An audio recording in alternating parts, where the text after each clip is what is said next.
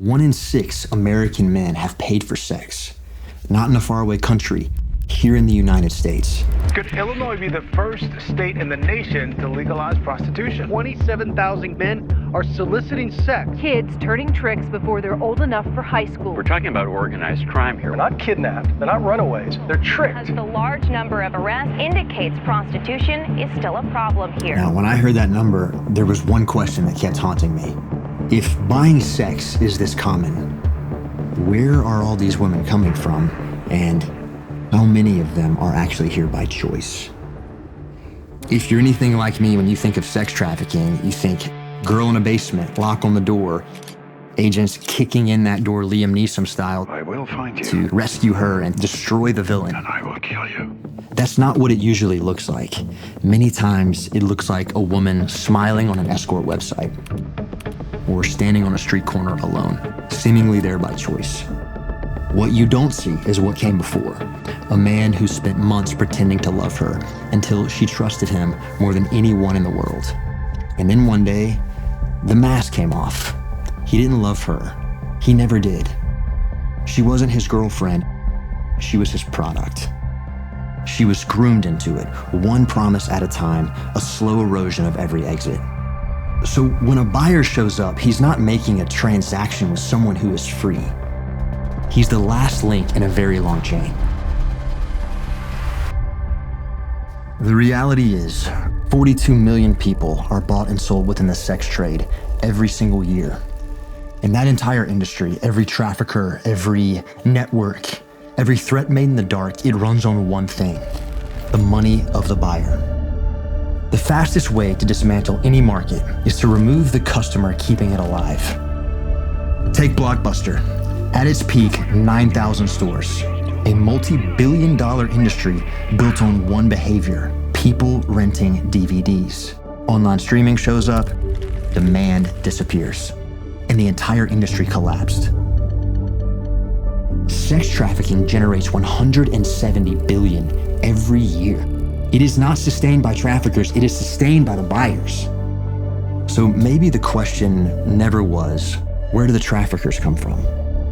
The real question is, can anything be done about demand? What happens when a country decides to end demand? 7 women appear before a judge after being arrested at massage parlors in an MDSO operation. 2 women are under arrest in Fayette County after sheriff's deputies raided a Deputies massage arrested 2 parlor. employees of the business and charged them with sex crimes. For decades, the standard approach for most countries was simple: arrest the women, find them, move them along.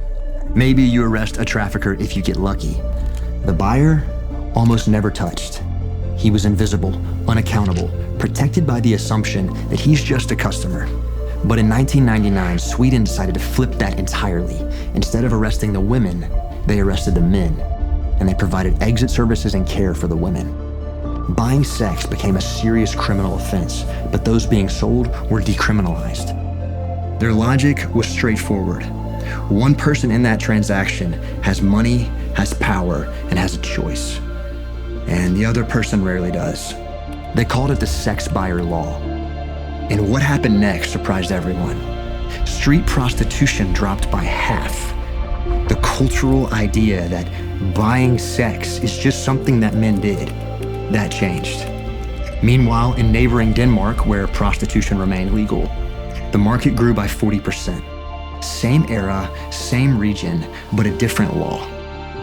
Sweden didn't just change a law, it changed what an entire society deemed was acceptable. Norway, Iceland, France, Ireland, Canada, and every country that has treated the buyer as the problem, demand has fallen, trafficking networks have shrunk. But in the countries and states that legalize sex buying, the market keeps growing. In 2015, a bill to actually hold sex buyers accountable and reduce demand came before US Congress. But it died in committee. Both sides of the aisle couldn't agree. In fact, this was the 4th time this bill has come before Congress. It died all 4 times. It didn't die because the idea was wrong. It died because of politics. 11 years after it was first introduced, this bill is back before Congress. It's called the Sex Trafficking Demand Reduction Act, and it would pressure countries around the world to make sex buying a crime. And now, both sides of the aisle are backing it. but we need at least 30 members of Congress to support it across the finish line. And truth be told, this isn't really a Congress problem. It's a silence problem.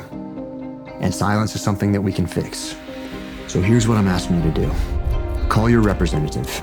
Write to them. Show up. Tell them about the Sex Trafficking Demand Reduction Act and urge them to add their name to the list. The silence is over. Sign the petition on our site. The more names on that list, the harder it is for Congress to look away. We need every voice, left, right, center. We need members of Congress on both sides of the aisle to stand behind this. So let's make sure the whole world is watching now. Share this video, send it to your mom, to your dad, to your group chat. Show Congress it's not just a few people, it's millions. It has died in silence before, it will not die in silence again. Let's end demand, let's end trafficking.